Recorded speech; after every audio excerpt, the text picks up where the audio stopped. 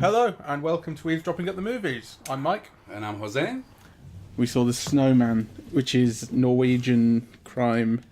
I was looking forward to this from the trailer. I was a bit apprehensive because some of the reviews, I tried not to read them, but you kind of encounter the headline, and they were so negative that I was a bit apprehensive about it. I don't encounter the headline. Well, because it's a policy of mine to not read anything ever. Well, you no, don't. Obviously I didn't see any of that, but from the trailer I was really looking forward to it. All of that kind of there is this sort of genre of Scandinavian crime, yes, which has been going on for a little while now. Was it Borgen? There were a couple of BBC Two shows, I think. But actually, the Joe Nesbo, on whose novel this is based, is arguably in crime fiction the best exponent of that, the most famous one, really, right. I would say. So yes, very much part of that whole Scandinoir. Scandinoir. Yeah, that's what it's called, I think. Right.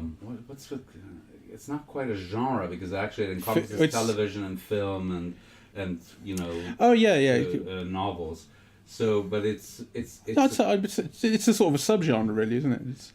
Film. It's more like a field because it does encompass different media, yeah, but in which kind of a number of things cohere around it, yeah. So across media. Yeah. Well, I mean that's But like noir, right? You see it in comic books, you see it in novels. And but that's a genre, isn't it? Noir, and it's explored in many different media, but it all fits in the same, It's why you can have adaptations of things. I think this is a better term for what I'm getting at, but it's not necessarily important to this podcast. No, it's not. But you're right. So yeah, it's a genre. Okay, Mike says it's a genre. So the important thing is that it's part of a series of work that seem to mine very similar territory. Yeah, and from the sounds of it, the Harry Hole character, which is not a great name, I don't think. I like it. But it does seem to be one of those characters with a series behind it. So this may be the first of the Harry Hole world. Who knows? I don't think, to me, that's the most important thing. I actually think the film is not going to be successful enough, to bring out a series anyway. No. Really. So there might end up being a series on television. I think it's a pity, really, that the film isn't as instantly pleasurable as you would kind of expect it to be, really, or as would lead to a successful series. Because there's things that are just out of this world good about it. I think I was kind of gleeful. Watching the whole beginning, I couldn't believe I was seeing that, really. It's funny, actually, because I think I did not come out the film with negative opinions about it at all, but I do think, obviously, I went in with very high expectations, or not expectations, but anticipation, and you didn't. And I think we may have come out slightly flipped, where I think you liked it probably a little bit more than I did, which is just to say that I didn't love it. Well, I liked it an awful lot, and I think it's incredibly beautiful, and I like its attention to detail and things like this. I like the way it everyone has an interesting face in it. Yes, it's interesting to look at. The thing is, I think as a thriller, to me it didn't quite work. No, but as a piece of direction, I mean, there were some things in it that were just sublime. Yes, like I love the way that Thomas Anderson breaks up the frame, right? So that you have frames within frames within frames. So often kind of you're seeing characters through two distinct windows. The camera's always placed outside. He creates this enormous kind of depth of field by having action in the foreground and then by having something in the middle and something in the back, and it's all kind of angular. Every frame of this film is interesting to look at. The use of space is extraordinary. You're constantly watching every part of the frame. It's got a real cachet feel to it at some points where you're really paying attention to every section you're trying to watch all the time. It's not like there's a hive of action going on, which you're having to take in, but it's that everything is so neatly composed and deliberately so. Everything is meaningful, right? So, there are bits where that if a character is framed from the outside, right, it means something. That if there's a slight alteration in focus, it means something, right? Kind of your attention is very kind of subtly moved from one place to another. I mean, kind of, it seems that like everything in the film is meaningfully composed and very expressive, and I just loved looking at it because you feel, this is a real movie. This is kind of what you can see and detect and take pleasure in and find meaning in on a big screen that actually kind of you might have missed if you were watching it on a smaller screen. Like it occupies the whole frame meaningfully, and it does so very imaginatively and inventively. It pairs very well with the last film we saw, which was Blade Runner, in that respect. Yes. In that it's a story told primarily visually, and with a great deal of control and expressive, sort of creative direction behind it. And it's not going to do very well. Yeah. Well, kind of, both films are interesting, I think, in a way, because this is the theme of this film is about all of these men who judge women, find them wanting, and set out to punish them, right? That's almost like a subgenre, really, and of course, the Blade Runner was accused of being a really sexist film, and this, which again, like Blade Runner, it tries to distance itself from, right? But it mines that area of these serial killers that are men and what they do to women and why. So it's almost like violence against women is built into the genre, really. And it's always seen, very interestingly, as something that is stunted, right? So it's psychologized. So something happens to this man that makes him into, this odd serial killer, right? And of course, what we find through, all the Me Too meme and the Harvey Weinstein revelations and so on, that obviously on a different level, kind of this is absolutely widespread in the culture. So in a way, the way that these films deal with it are kind of arguably more interesting than ever, really, except, that it's such a set trope that it could be accused of only looking at it in a particular way. Yeah, I mean, it is a kind of almost like a last girl film in a way. So, woman after woman after woman after woman after woman gets killed, and then, the last one ends up... The final girl. Yeah. The one survives. Yeah, I suppose so. Obviously, that's a horror trope, and this is not a horror film. No. And this is not... Yeah, and this is not the kind of... but that's interesting. Well, I mean, we're saying it's not a horror film, but actually, this kind of noir is built on a kind of horror. Yes. Yeah, absolutely. I just mean it's not it's not a Friday the 13th. It's not a group of people being hunted down and so on. It's a crime procedural. It's a crime procedural, but with horror elements, because I thought some of the things are quite gothic, actually. The use of the snowman, and the way that the snowman is pictured for us, right, and the significance of the snowman. And the way that body parts are laid out in this deliberate, extremely creepy way. They're horrific imagery. And highly symbolic, right? It has and then, of course, there's the whole landscape, which is so beautifully used, right? Which is, all this iced, so everything is snowy, but it's frosted. Everything is like really prettily frosted over, right? And it looks beautiful, really. But this is kind of like the site for murder, right? Under this frosted, beautiful to look at place hides all of these, inner demons that get acted out in a way that then despoils the snow, right? So there's that kind of incredible image where the body is discovered under the snow, with a flock of seagulls on top of it, that one, that's not under snow. Oh, actually, maybe I'm slightly thinking of something else. I'm thinking of the chickens. No, the chickens is different. This is the image where the detective, who is the father of the heroine, finds the body, and he sees these seagulls, right? That's when he fires his gun, isn't it? Yeah. And they all scatter. Exactly. Yes, that's it. And it creates almost like this hieroglyphic on the snow. But then the camera moves in, and then you see it differently. The whole cinematic dimension of this film, I think, is gobsmackingly good. I think where it kind of fails for me is as a suspense. I think that we knew who it was like a third of the way into the film. Well, knew is putting it strongly. I had a guess, and which turned out to be correct. I told you, a little bit way into the film, but it was a slightly facetious guess. I thought we ought to say at this point, like, spoilers are, we obviously, as always, we're going to talk about in detail what happened. So if you haven't seen it, this will ruin it. But so the killer, there turns out to be one killer, and it turns out to be this cosmetic surgeon who is the boyfriend of Harry Hole's ex-girlfriend. And it's when I think it was when he was talking about being a cosmetic surgeon that I said to you, oh, it's going to be him. But that was really just because he didn't have...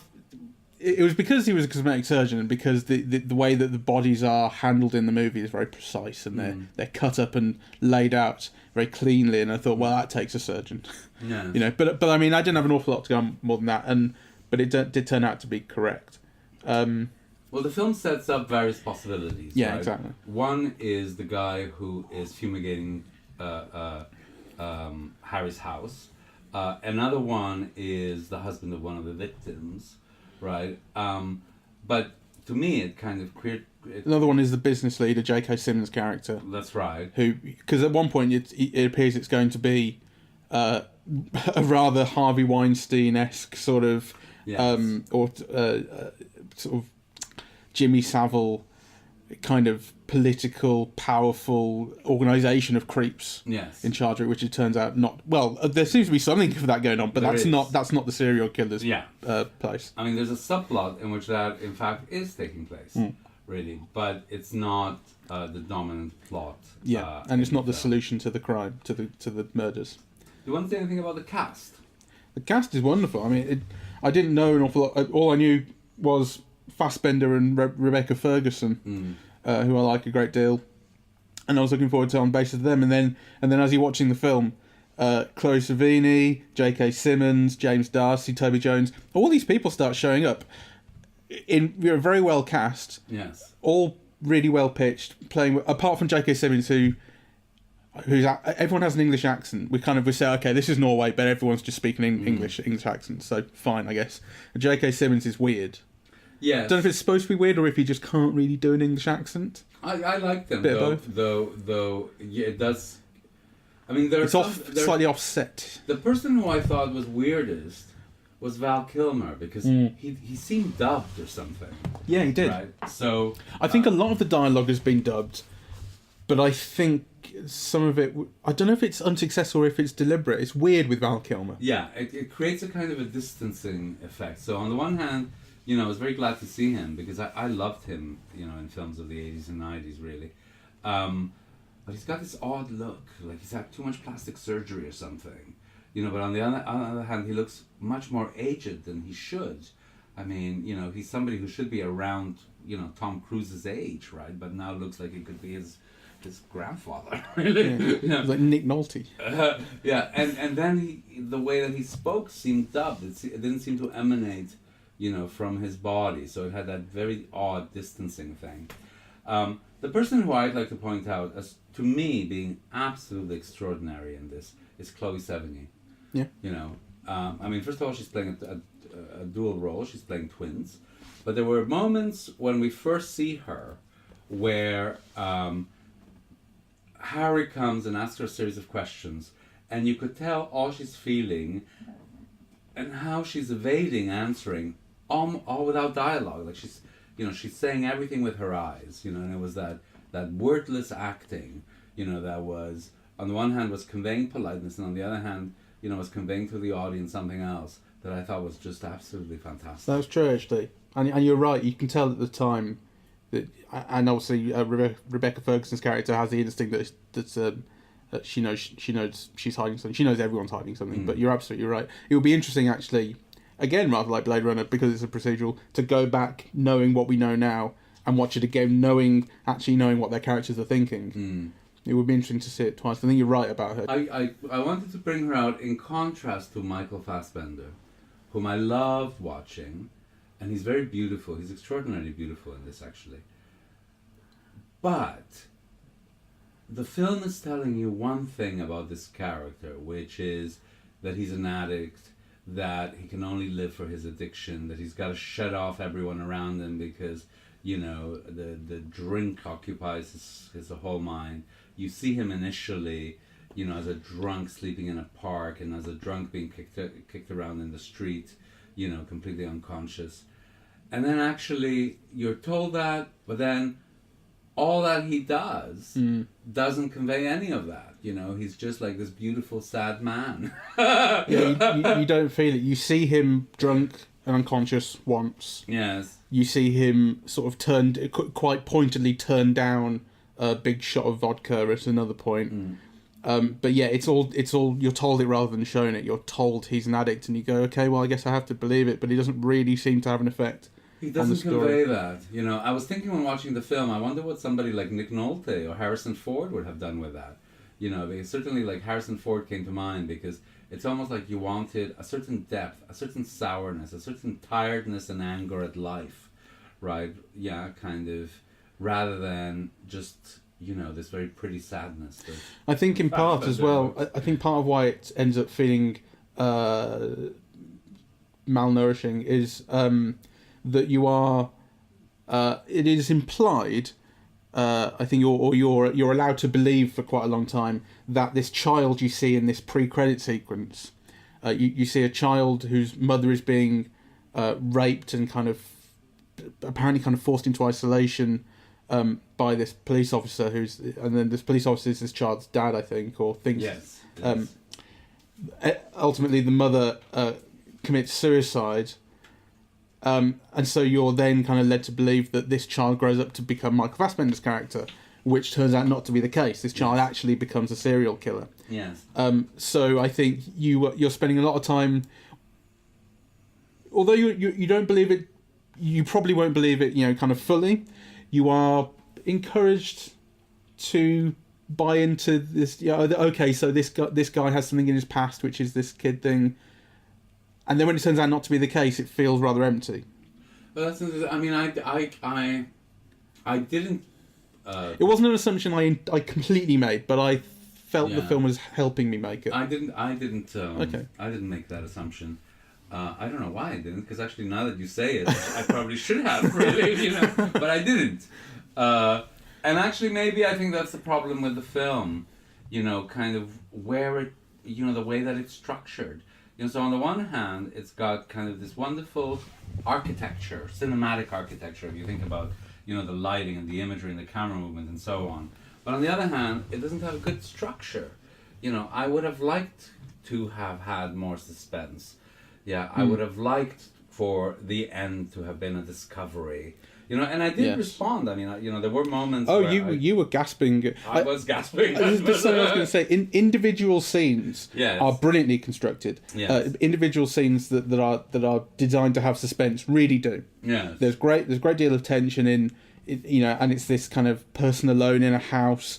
You see something in the background, or something jumps out. You know, something kind of comes into frame where you weren't expecting it. All that kind of thing is very, very well done, and those scenes are very well constructed. But the plot is what lacks tension and suspense. Yes, I think and so when it comes to the crunch point, and you're finding out exactly what's happened right at the end, and there's a kind of eventual showdown between Fassbender and the killer, it lacks. It's not very effective ultimately. It lacks kind of drive and feeling. Do you think that it has anything to do with it being very much, you know, what they're now calling like a transnational film? I myself would have said, you know, that it's a European film rather than like, say, you know, a Norwegian film or a British film, right? That it is a European film. So, you know, it is based on Joe Nesbo's work. It has local actors. You know, it's shot in Norway. Then it has kind of, a cast that is English, French, Scandinavian. I think J.K. Rowling is... J.K. Simmons. J.K. Simmons, sorry, is the only American. Oh no, there's actually Val Kilmer. There's also I think the transgender woman from Sense8, right? I don't know her. She's got this very distinctive, lovely voice.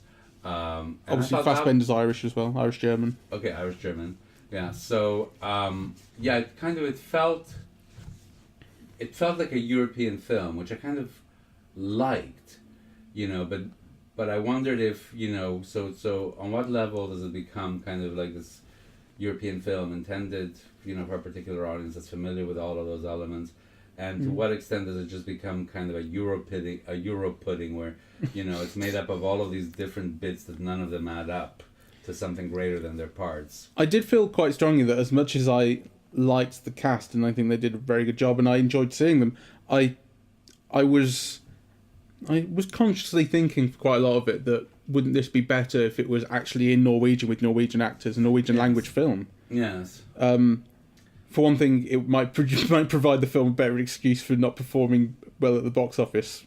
Well, no, I think I think because the film does have a very good sense of place and the sort of landscape, but it would be stronger were it actually Norwegian language. I don't know. I mean, because when we think of let's say one of the Cirque or Siodmak or Billy Wilder films, if you think of who worked on it, a lot of them were people who were all European emigres, and and even the cast were often a mix of American actors and kind of people who'd recently immigrated. The mix of accents kind of was a joy. It made sense in American films somehow.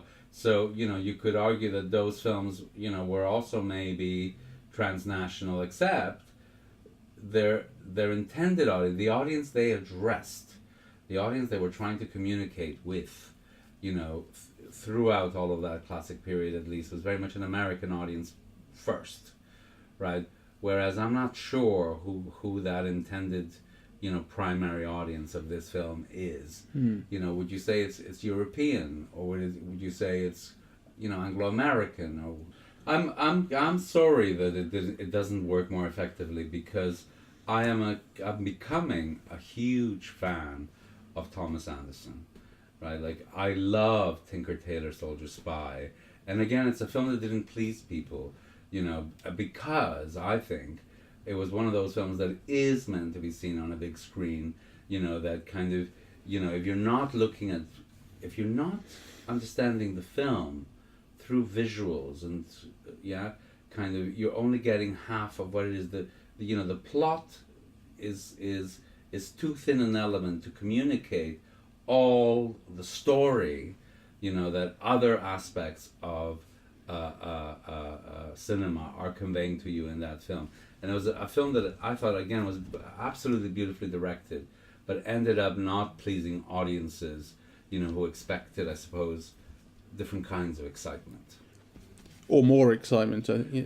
Well, what I mean, I use the word... I must watch that film again, because I didn't have a good time when I first saw it. Yeah, I mean, I use the word different kinds of excitement, because, to me, like, when I saw that zoom kind of, where you initially think that Fassbender is lying in at home and there's just snow in the background, and then it pulls back, and you see kids playing hockey, and then it pulls back, and you see that it's a shed, and then you pull back, and so you're seeing all these different shades of action where every kind of little pullback changes your entire perception of the scene.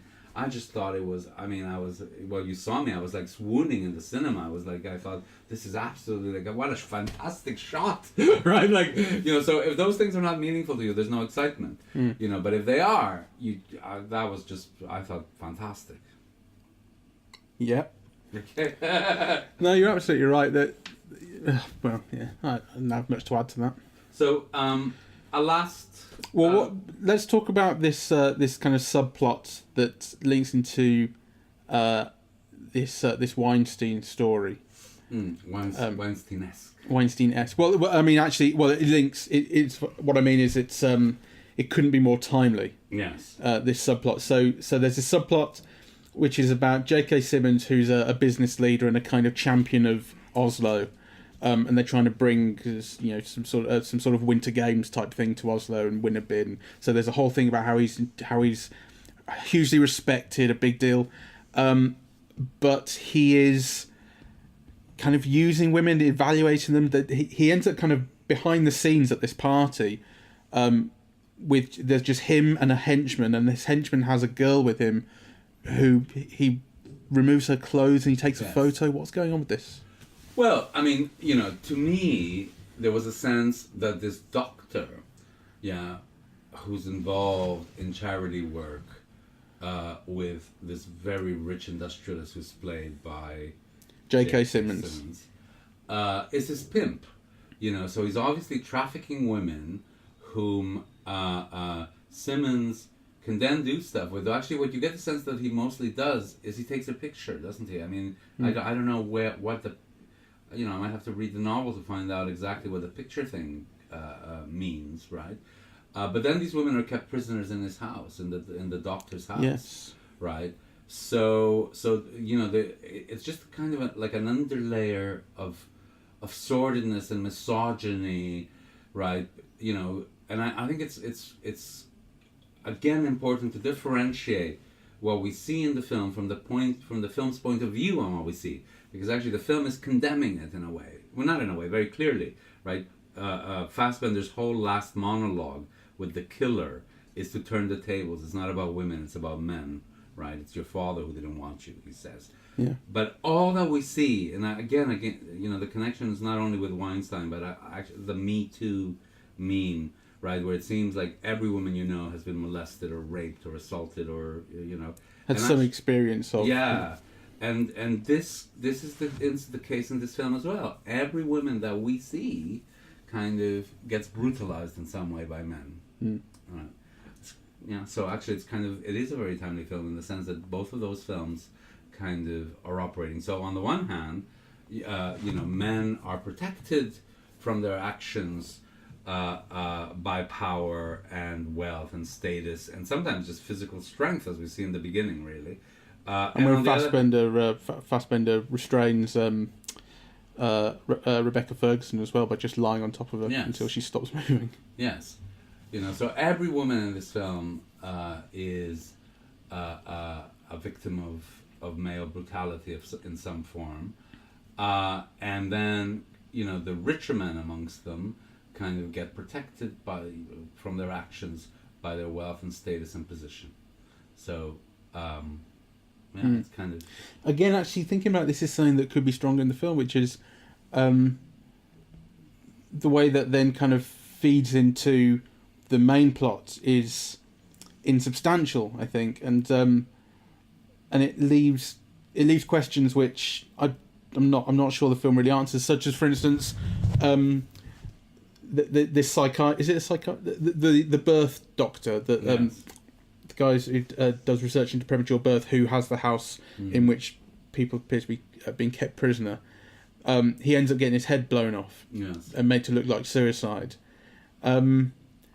But he's kind of he's in this with J.K. Simmons, but then he's sacrificed when the police get too close. But it leaves something to be answered. Who exactly did this, and was it the surgeon, or exactly how what is the structure of this organisation? How much do they know about each other? This sort of thing.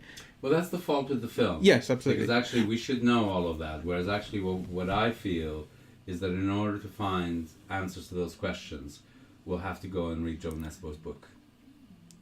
Yeah. And that's the film's biggest fault. Yeah, it's too elliptical. Yeah. It's. I mean, who knows? I haven't read the novel. Who knows how much detail there is in it? But if it is well explained in the novel, it's been cut out too much to make it into a film. But let's end on a positive note, because I think there are absolutely fantastic things about this film. I do think the direction is absolutely fantastic. The locations are incredible, and they've just found this beautiful, like I say, sense of location, and just some of the shots. These great overpasses, these roads that wind, and then the way that the long lens is used to compress the space to make this bizarre, twisted sort of ribbon of tarmac crossing over a frozen lake.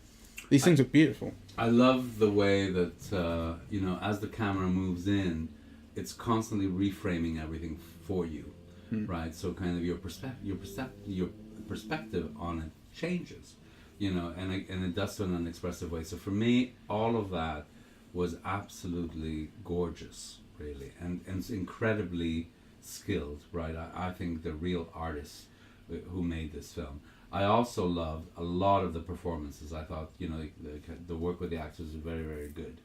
What I didn't like is that, the film leaves you with too many questions, and that it seems weakly structured, and that, as you said, though individual scenes are very suspenseful, the film as a whole isn't really. It's a bit slack.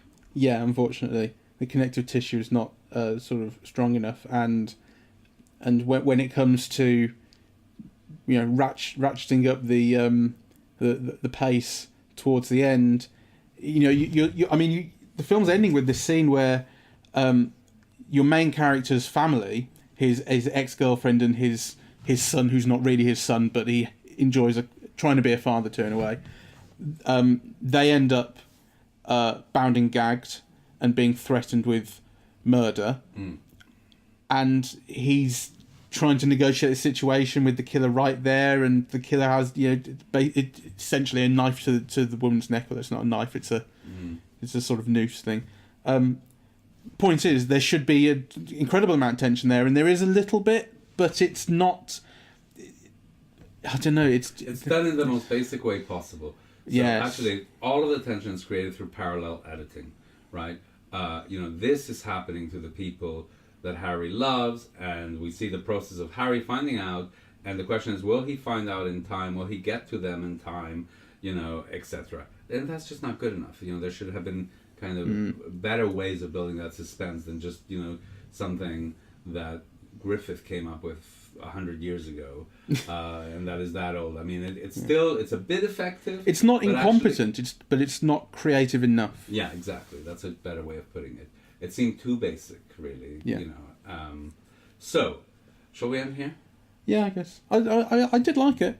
No, I liked it very much. I mean, I was having a good time while I was watching it, but it's just once you come out of the cinema and you start thinking about it, you go, oh, well, there is too much left out in a way. Yes, I thought it could. The disappointment is that it could have been great. Yes. Yeah. There's material there. There's a version of this film which is a great crime film. Yeah. Yeah. Okay, let's leave it here. Oh, how unfortunate.